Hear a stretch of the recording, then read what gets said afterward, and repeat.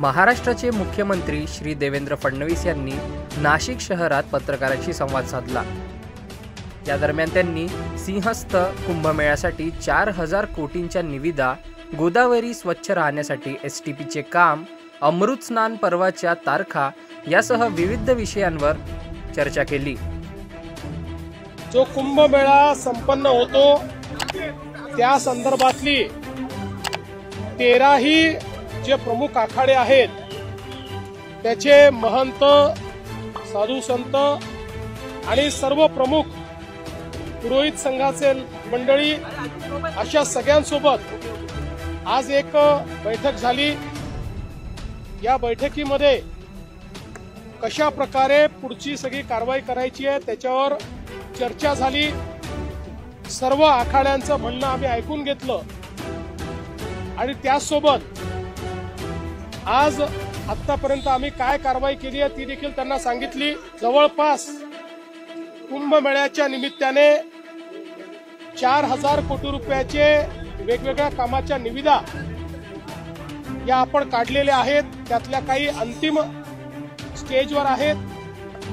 जवळपास 2000 कोटी रुपयाच्या अजून निविदा या आपण काढतो आहोत।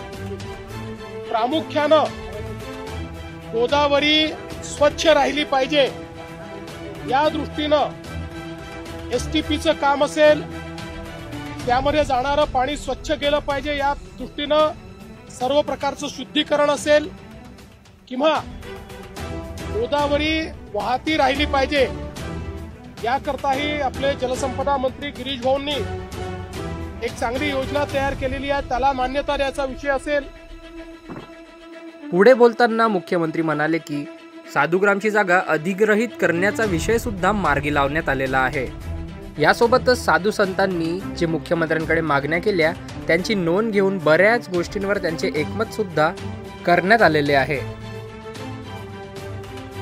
जो काही साधुग्रामची जागा आहे ती जागा अधिग्रहित करण्याचा विषय असेल, हे सर्व विषय आता आपण मार्गी लावलेले आहेत। ते विविध टप्प्यांमध्ये या ठिकाणी आहेत आणि यासोबत आज जी काही साधू संतांनी मागणी केली त्याची नोंद आपण घेऊन आणि बऱ्याच गोष्टींवर त्यांचं एकमत हे आज आपण केलेलं आहे।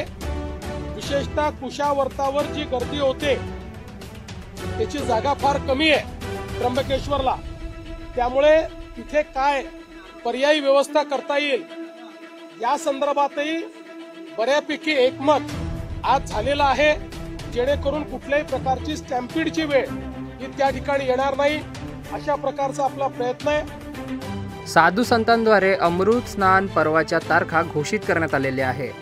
या तारखा आपण लवकरच उपलब्ध करून देण्याचे आश्वासन यावेळी मुख्यमंत्र्यांनी दिले। सुदैवाने यावेळी पुष्कळ पर्वाच्या तारखा उपलब्ध असल्याने मोठी गर्दी होणार नाही।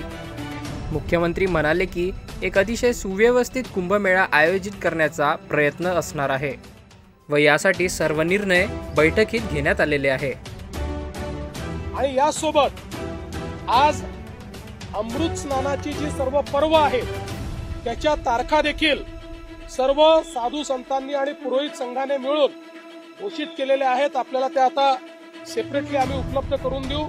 यावेळी सुदैवाने खूप मोठ्या प्रमाणात पर्वाच्या तारखा उपलब्ध आहेत, त्यामुळे कुठल्या तरी एकाच तारखेला खूप गर्दी करण्याची आवश्यकता पडणार नाही।